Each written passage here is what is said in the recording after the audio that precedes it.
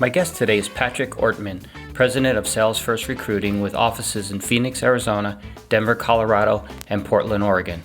Patrick is a very intelligent person who has his finger on the pulse of not only the world of employment, but on many important topics surrounding us today. Patrick is an athlete, an Eagle Scout, received his pilot license at 18, graduated from the University of Dayton School of Law, and was admitted to the Michigan State Bar in 2000. He had raced motorcycles semi-professional until he broke his back in 2008. He has broken 27 bones over the course of his life, so far. Before starting SalesFirst Recruiting, he was in professional business sales and upper management for 15 years. Patrick is passionate about placing good people into good jobs. There are so many great tidbits of information that are very time sensitive to the times we're living in. Both Patrick and I sure hope you get a lot out of this conversation, so please sit back and enjoy.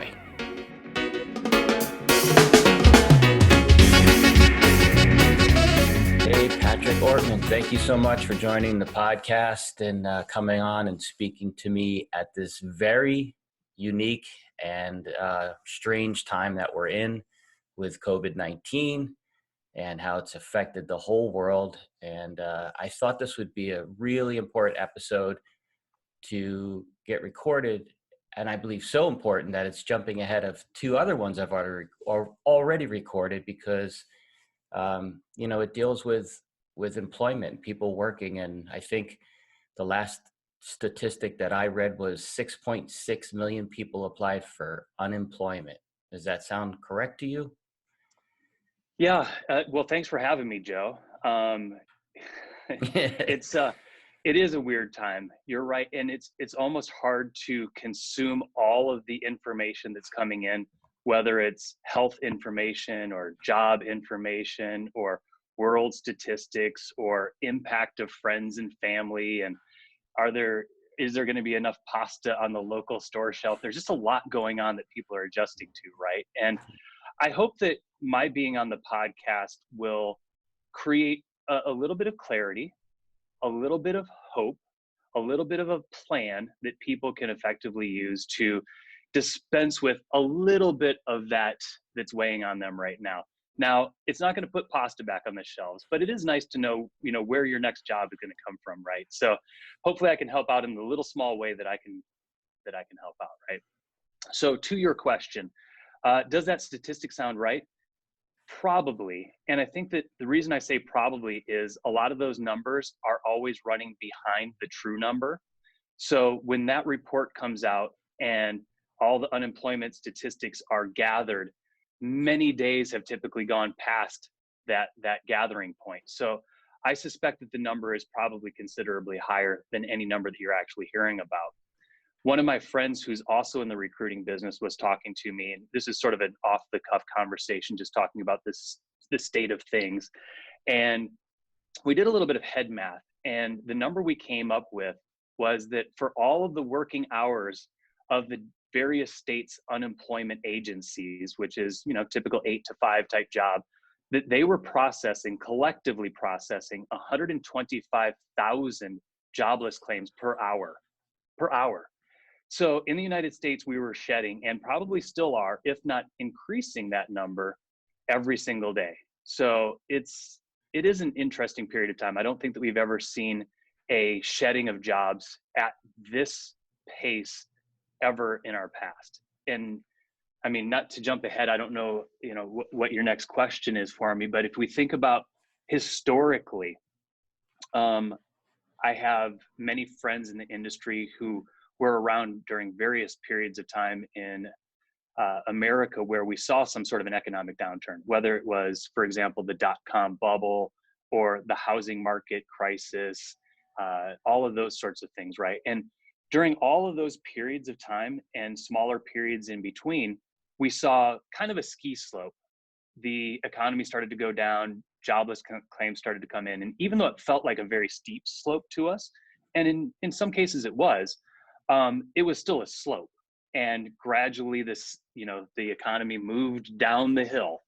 Well, this feels more like, and the numbers I think bear it out, a lot more like an elevator that was headed to the penthouse and all of a sudden the cable broke. There's no slope to it, right? I know. And I don't think that we have any historical marker to measure this off of. It's truly unprecedented in our collective memories. Now, I'm sure maybe in the 1400s there was some big plague or something like that, and it had a similar debilitating impact. But I don't think that there's anybody alive that's seen anything quite like this. Yeah, and the reason, though everyone will hear this in the intro, but you are the president of SalesFirst Recruiting, and you have offices here in Arizona, in Denver, in Portland. Are those the three? That's right. Those are the That's three. right. Yep. Okay, cool. So, you and I have had a lot of candid conversations because I'm lucky enough to be able to share office space with you here in Phoenix. And we've talked about everything under the sun. And when I thought about the next important episode, I wanted to get someone that was in the trenches of where we had more jobs than we had people. And now it's going to take or it has taken a big turn the other way. And I thought that this could be a super educational conversation with you. And, like we said, we don't want to get too dark, right? Because it can be, it could be one of those things where you've already heard enough of this, but I wanted it to be more uplifting and educational to figure out a way to help people that are listening to the podcast or eventually would watch the video, because the video would be up shortly as well. How to figure out what to do now to come out of the other side of this and be prepared. And so I have an outline of some questions that I'd like to get into, and then we can take it where it goes, and we don't have to stay, like we said, not too strict on any of this. Giddy up. Yeah. All right, cool. So I think my first question here is if you were furloughed as opposed to laid off, like I want to break down the different situations. So there are people that have been furloughed. There are people that have been laid off. What would your advice be in regards to sticking to the I think what you were doing before all of this happened? Because I think most people are thinking, okay, well, this is what I've always done, and I was furloughed, and furlough might end up turning into a layoff, right? It's right now, it's like I guess the term that I've heard is furlough is like, we love what you do, we're not laying you off, but at the moment we can't pay to have you working, so just stand by on the sidelines and wait. Laying off is pretty much, there's a good chance you're not coming back anytime soon. And I think the mentality of some people would be, hey, I've always done this, so I am going to stick with figuring out how to do that again. And I think this is a real pivoting point for a lot of people, where they might think, I've always wanted to do this. Oh, I should start thinking along those lines. Or should I start thinking about what jobs will come back the fastest, the soonest, so that I can get back to working, providing for myself or my family or both? So that's kind of the question that I wanted to talk about now. Yeah, I don't There's know a if lot you're in familiar. there. There is, and I'm not even sure where to start unpacking it. There's a lot of good places to go in that conversation. The first thing that I'll tell you is this will too. It will end like all other previous things. There will be an end to it. And when that time comes, really, how are you going to emerge from it? Will you be less of a person or more of a person as a result? And I think that there is a lot of reflection that's taking place about what it is that you've been doing and what it is that you want to do. And one of the authors that I really enjoy is a guy named Jocko Willink. And some of you will know him from his Extreme Ownership book or his podcast. And he's been really preaching for many years this concept of good. When something goes wrong in your life, good. When that thing that you thought was going to happen doesn't happen, good. And he sees all of those things as a personal challenge or opportunity to explore his envelope and push out the boundaries of what he's able to do.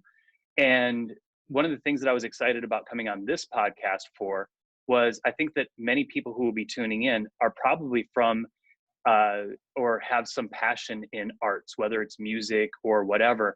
And these have always been the community of dreamers, the people that believe in possible and they believe in themselves. And I really want to speak to everybody, whether you're an artist or not, to find a little bit of that in yourself. You can be anything that you want to be, just like your mom told you, within certain bounds. I don't know that I'll ever make center in the NBA anytime soon, but in working in recruiting for a very long time, it's been my experience that the thing that holds most people back is the crap that they tell themselves on a daily basis. It's not the system, it's not their boss, it's not the lack of opportunities, it's the things that they put on their own shoulders that weight them down, right?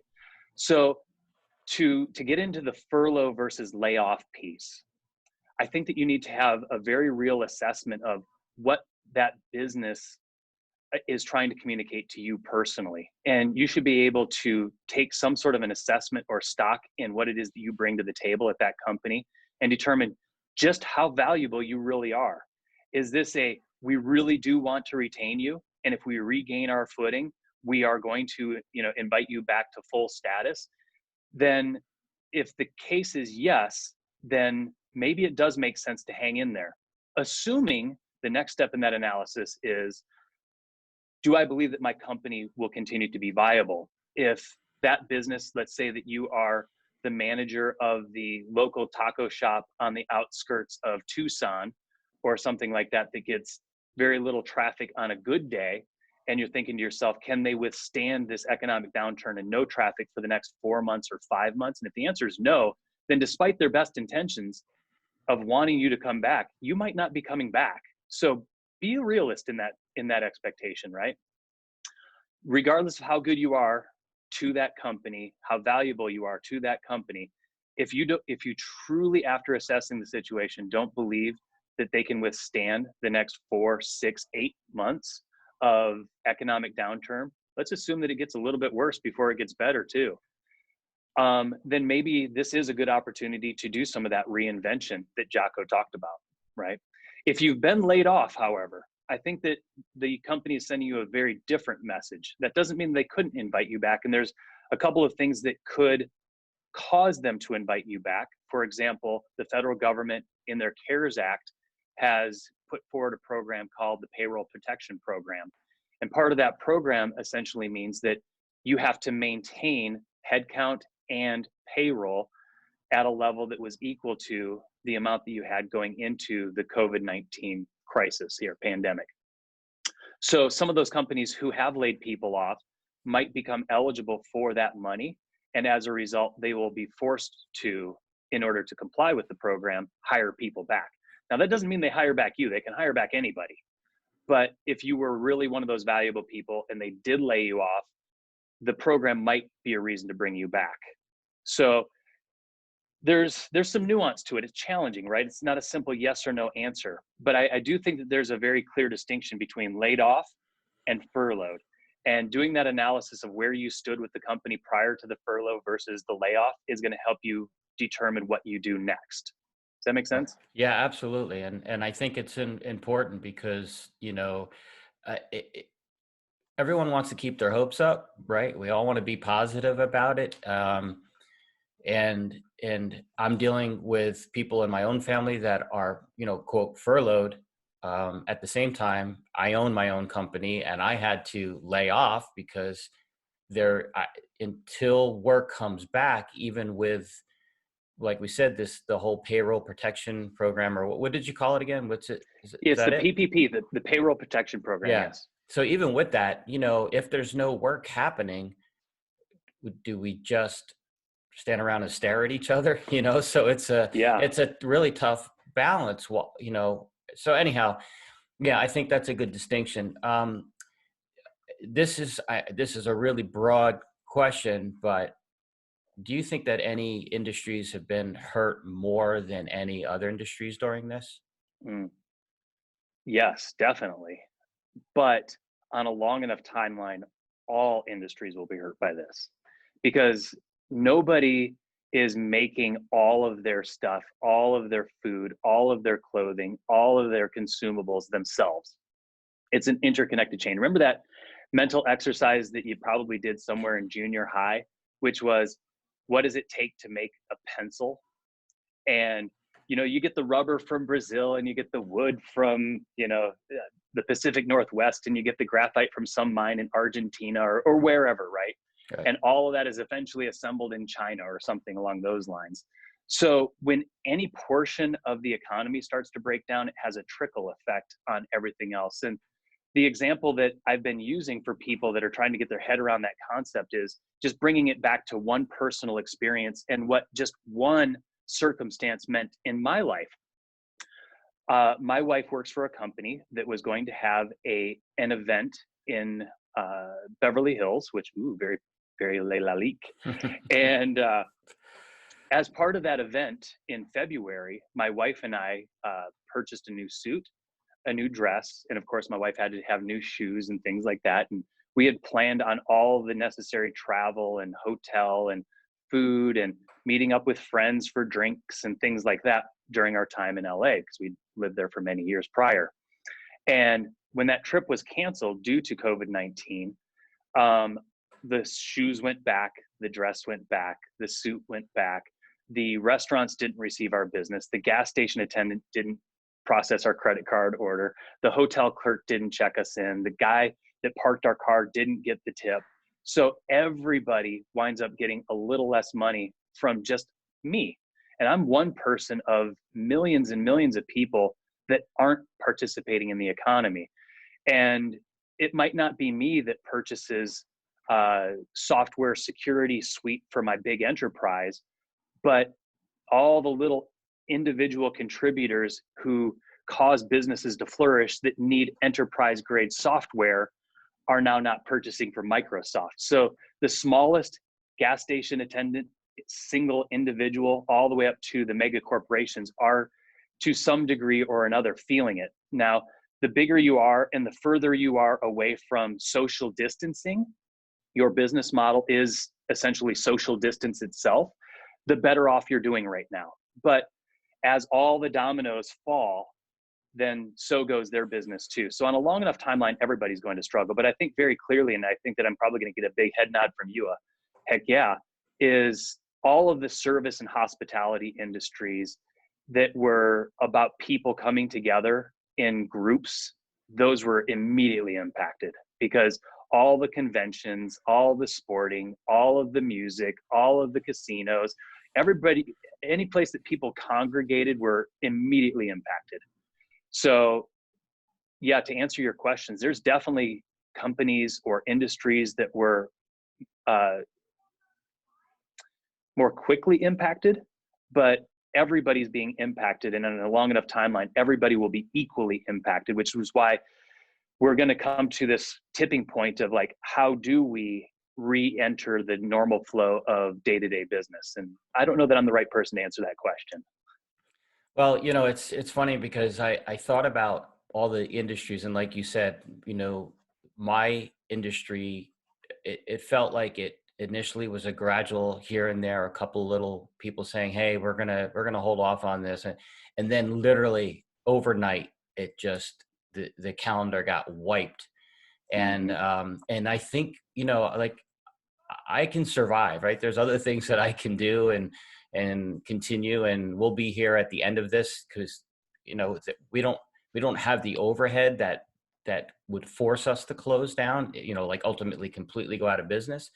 But I think about the resorts that we deal with, they're like small cities. There's so much maintenance that has to happen on a daily basis just to keep them in shape and alive, like all of the landscaping and all of the money that has to go into all of that stuff. And I'm dealing with like literally upper management at these resorts, and they're furloughed, they are home, and there's got to be just this skeleton crew of the maintenance people making sure the golf course is getting watered and mowed and just some basic stuff and security. But other than that, there's nothing happening, right? It's just scary.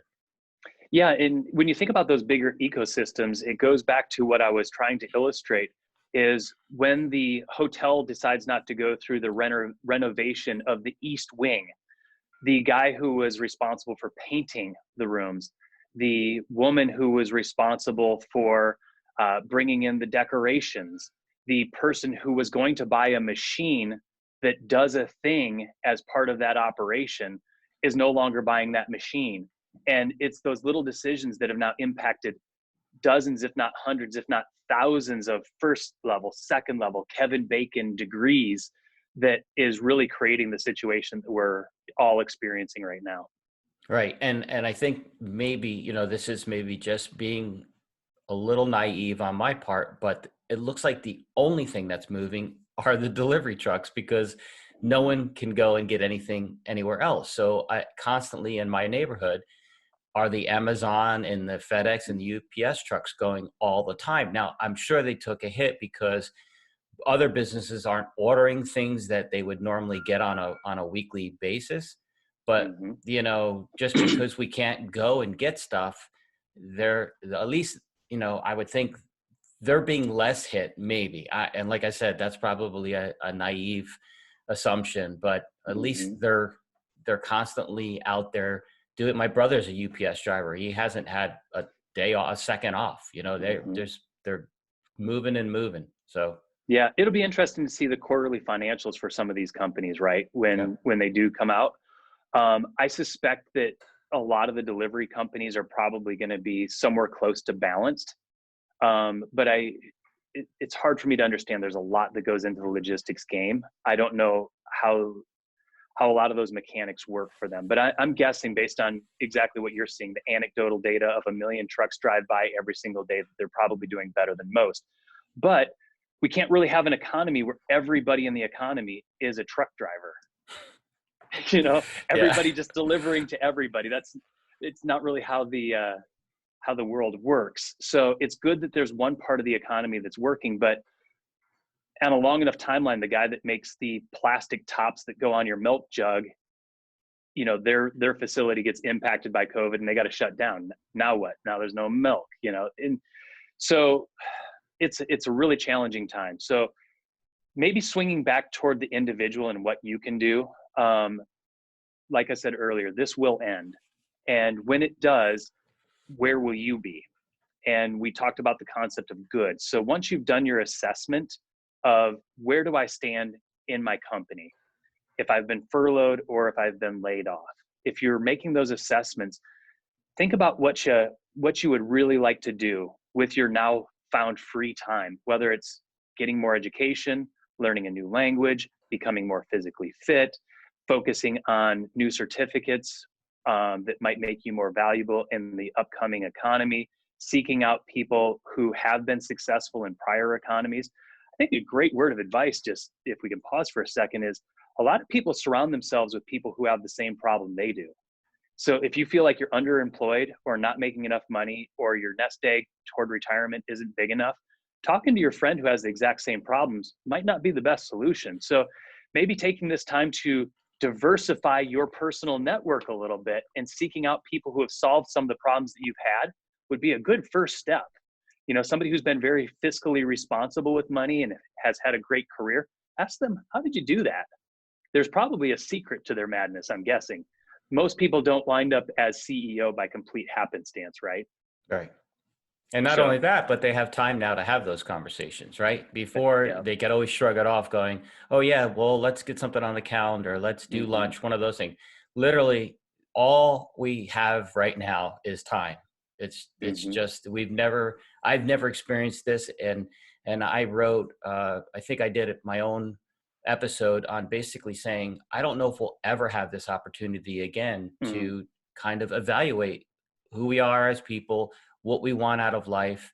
And that's why I think this is really important. Good. Right. Good. So yeah, it's just right. Good. So I want to get into more of what I believe you can really help the listeners and viewers with based on, me overhearing your conversations with potential um, employees and how you work with the companies that you place salespeople for. And you know, how I've heard you help people looking for jobs over the phone on Hmm. what you need them to do to prepare themselves for these interviews, for these opportunities. So, what I wanted to ask now was, what would you recommend people that are going to need to look for a new job on the other side of this, Hmm. what they should be doing at this moment right now? Yeah. Well, we could teach a master's course in this, and if we had 3 or 4 hours for this podcast, we could literally fill it with just the response to that question. But what I'd like to do is put forward just a few easy to understand, actionable, impactful items that will absolutely change the potential outcomes of your job search. So, the first thing that I would recommend is treat it like a job, finding a job. A lot of folks will, maybe in a week send out 50 or maybe even 100 resumes, and that's a start. But I wouldn't say that that's a typical 8 to 5 type of a routine. You should be sending out, double or triple that in a single day. And you should feel spent after your experience of going through the job boards, networking, and the other things that we're going to talk about here in just a second. So if you are putting forward the type of time that you're feeling exhausted at the end of the day and you feel very proud of your efforts, then you're probably off to a very good start. There's more people than ever that are out there looking for a job. Most of them are going to take a much more sheepish approach, and they're going to apply to 20 jobs today. And good, that's better than zero. And they've improved their situation to a small degree. Out hustle and outwork them. These people are going to get more looks, more potential offers than somebody who's just putting out 10, 20 or whatever. So stay active. The word of encouragement in staying active is the law of big numbers is very few responses for a high number of resumes sent out, especially now. You're going to have hiring managers who are probably getting between 100 and 1,000 applications every single day. And it's exhausting if you're a hiring manager to filter through that many resumes, which means if you apply to a company, it might be days or weeks until that person even gets to your resume. So don't become timid or lose faith in the process just because you're not hearing back from people. In a good economy, which it's funny to think about was just 3 months ago, Right. um, God. you had your pick of the litter. There was jobs everywhere, and typically 30 resumes would yield at least one job interview. I think that now that the pendulum has shifted so hard in the other direction, it's probably now more like one resume per 100, 100 resumes per one interview. So you should expect to see 99 nothings. And that can be very disheartening. But if you understand that that's how the system works, then just push through it. For everyone that you send out that you don't hear something back, good. I'm that much closer to the one that's going to respond.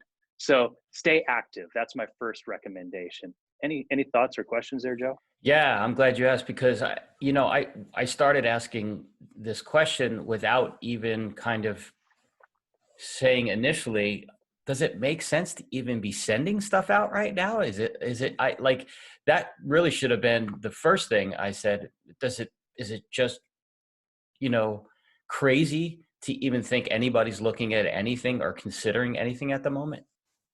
There are, part of our business model when we see downturns in the economy is we will see fewer job orders from our customers. We've had many clients, many corporate customers from very small to mid-market to Fortune level companies that have reached out to us and said, hey, we're going to pump the brakes on hiring for now. We're going to wait and assess to see what the economy is really, going to bear out.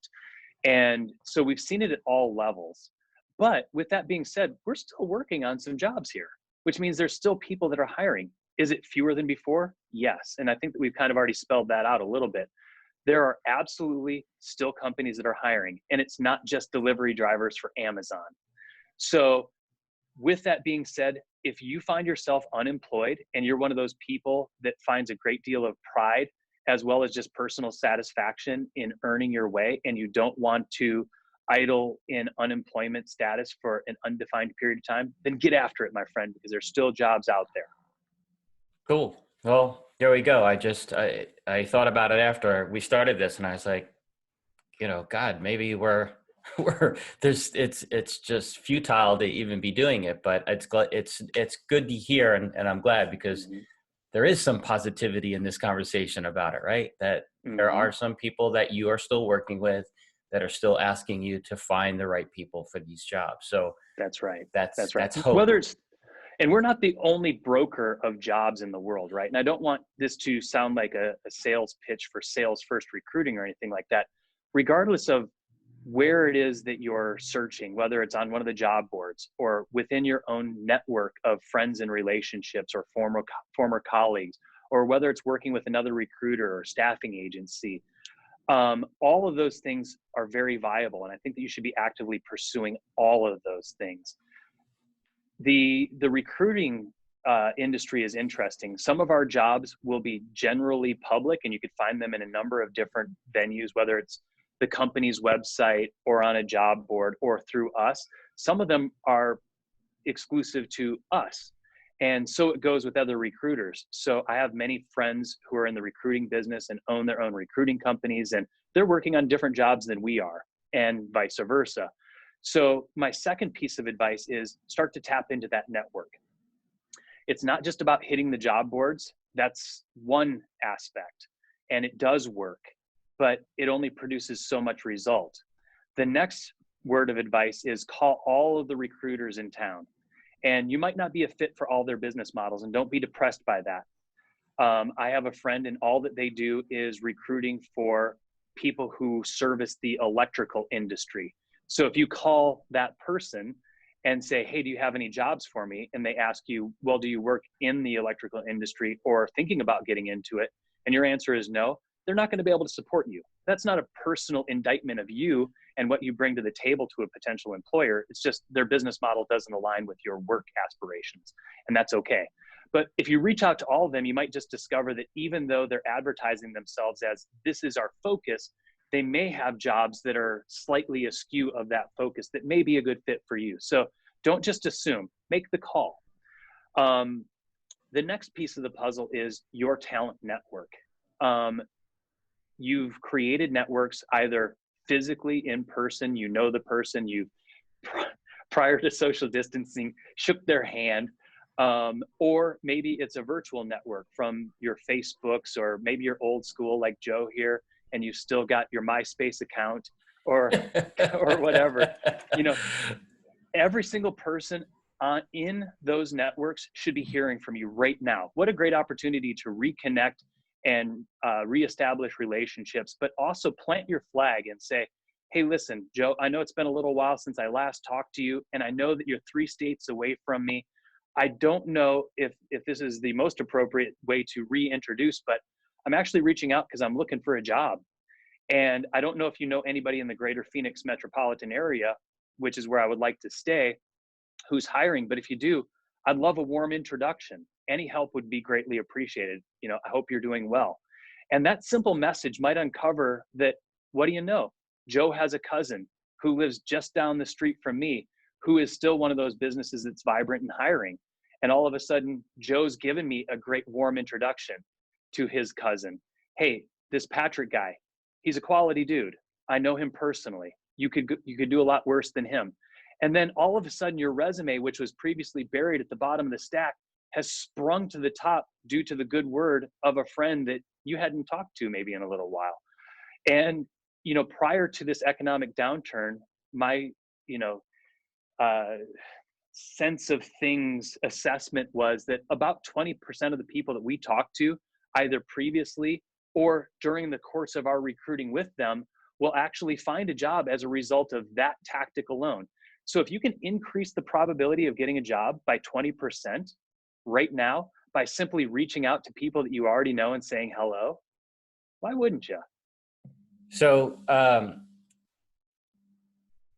is it safe to say that doing a job board sort of search and working that avenue as opposed to working with a recruiting company like yours, to me, the difference is a job board is literally like a cold call, and working with a recruiter is a warm introduction because you already have a relationship with the company, you have a trust with the company. So when you're bringing in somebody and you walk them into the door for their interview, it's literally like you've already this relationship was already set up ahead of time. These people aren't walking into a completely cold environment. You've already done some selling on behalf of them, like, hey, this candidate really has a great resume. They've stayed at, their previous jobs for, decent periods of time. Is that safe to say that the job board is a cold call and Hmm. working with someone like you is a warm introduction? Yeah. In a past life, I was an attorney. So this is one of my favorite Patrick isms. Your recruiter is essentially that attorney that's working on your behalf while you're in the cell down in the bottom of the courthouse, right? And by having a good advocate working on your behalf, lobbying the judge and saying, "Hey, I don't know that my person is should necessarily be looked at negatively. Could you do them a solid here?" And your recruiter is essentially the same thing. We build relationships with candidates that come to us. We unpack what has been their life story to this point and what their career has amounted to.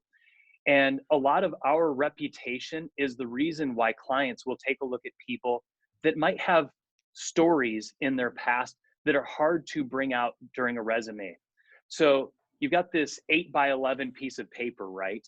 And maybe you had a job gap and you're not sure how to express it in the form of a succinct resume paragraph or a line, where a recruiter can have a one-on-one conversation with that hiring manager and say, "Hey, listen, I'm sure that you're probably looking at this resume and you're asking yourself, why did they have this job gap? Well, let me tell you the story.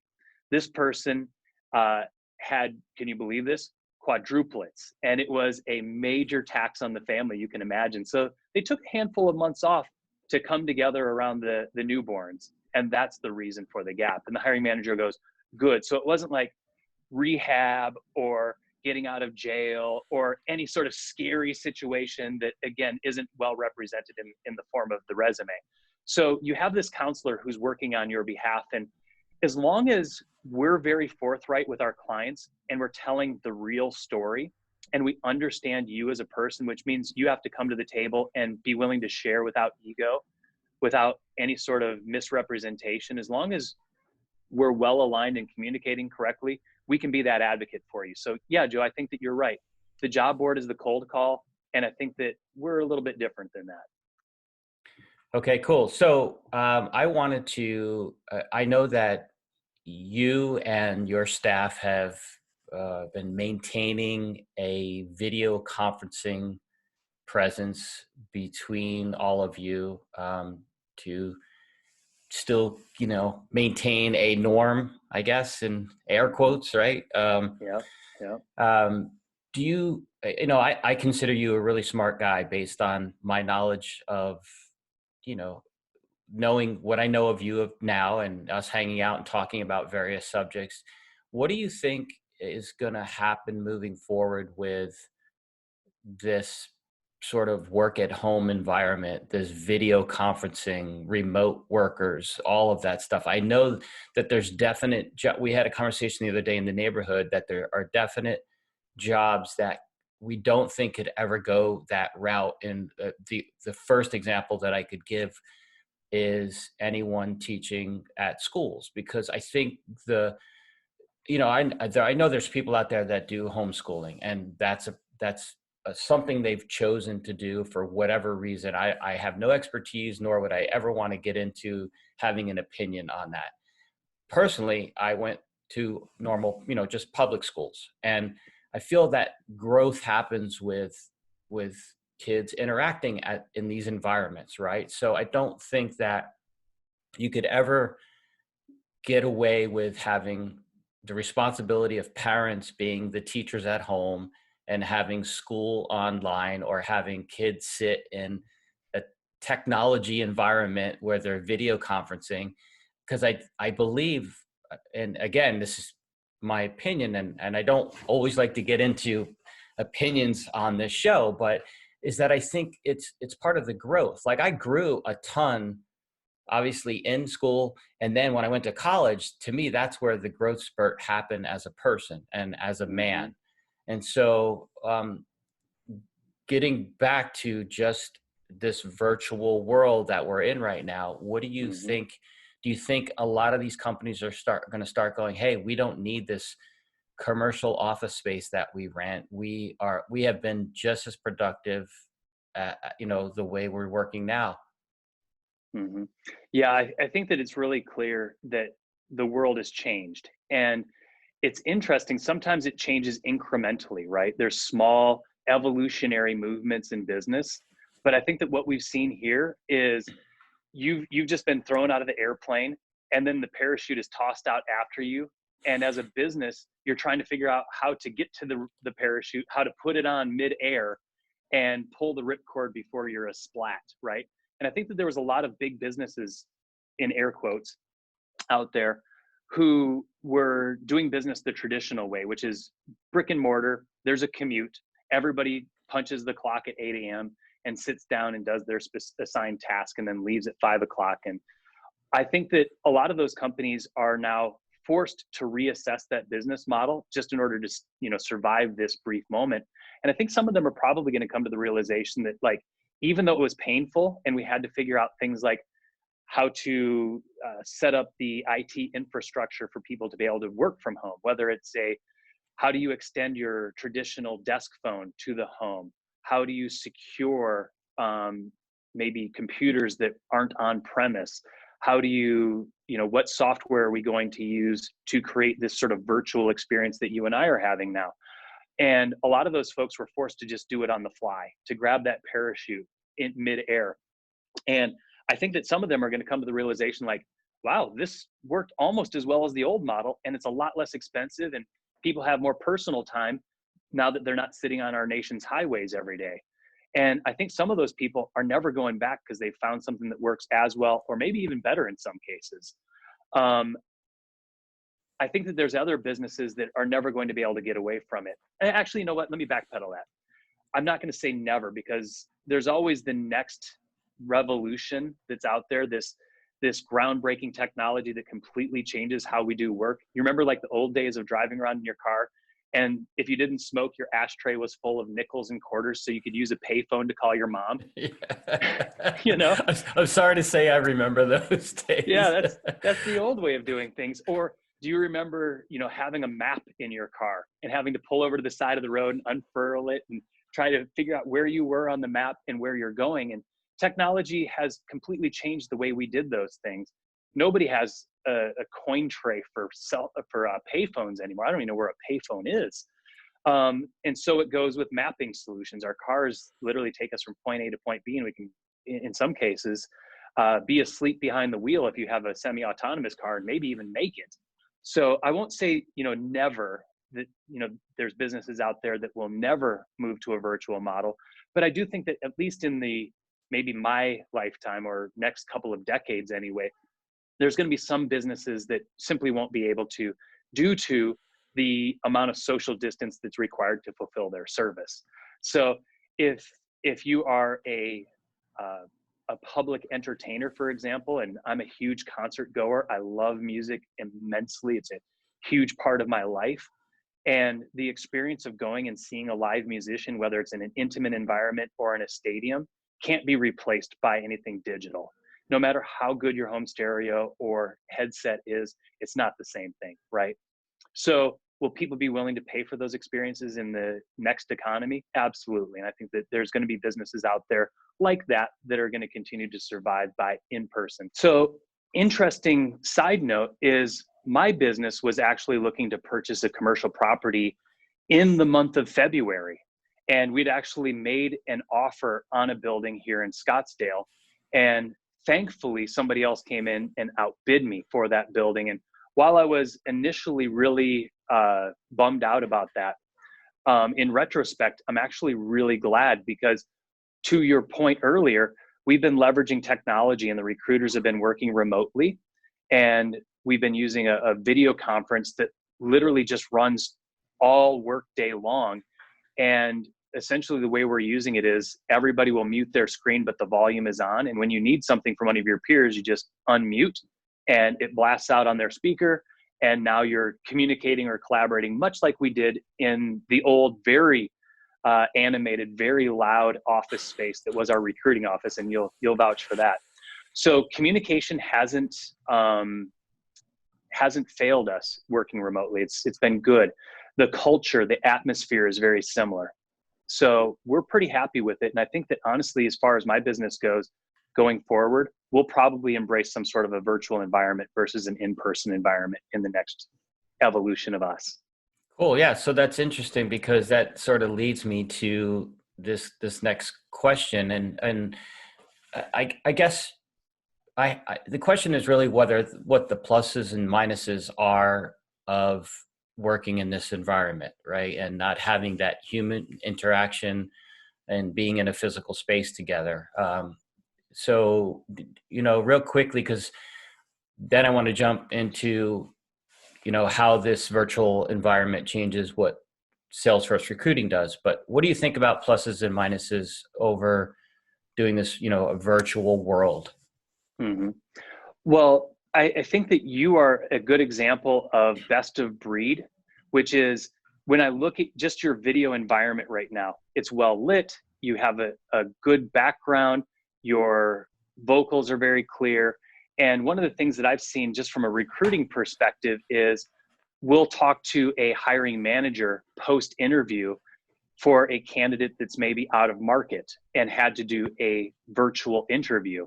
And they'll say, I had a hard time hearing or understanding, or their screen was so dark that it was really hard for me to figure out like what their facial expressions was. It was hard for me to figure out like how they were emoting during the conversation. And when people can't clearly see you or clearly hear you, we've now taken this in-person experience, which is already a dumbed down experience in this virtual environment, and we've made it even worse. And we communicate with all of our senses, the sense of smell, sight, touch, hopefully not taste. That's a little weird, but we're always communicating with each other with all of our senses, right?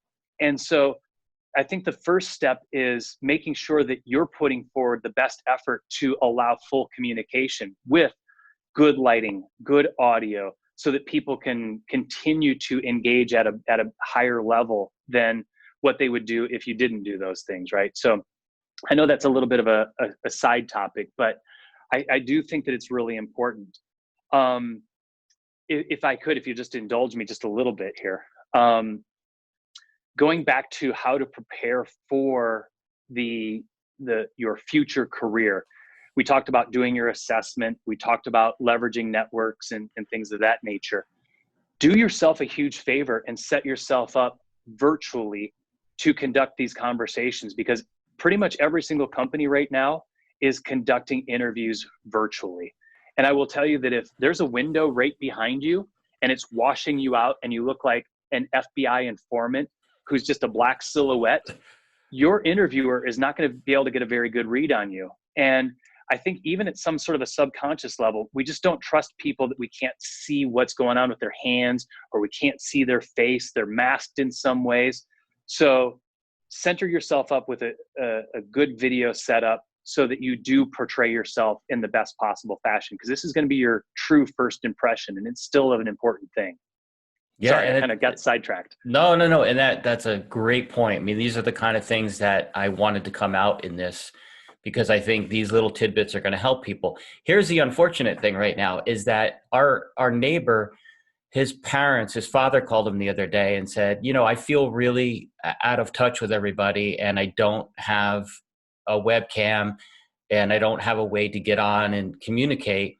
Like if you don't have an iPad that has a built-in camera, or your phone, you're not used to using that technology, or you'd rather be around a webcam at a computer where, in his case, his mother and father can both be within the same frame and sit and talk comfortably without having to hold a phone in their hand and he asked his son, who's my next door neighbor, could you help me find, he's like, I can't find a webcam anywhere.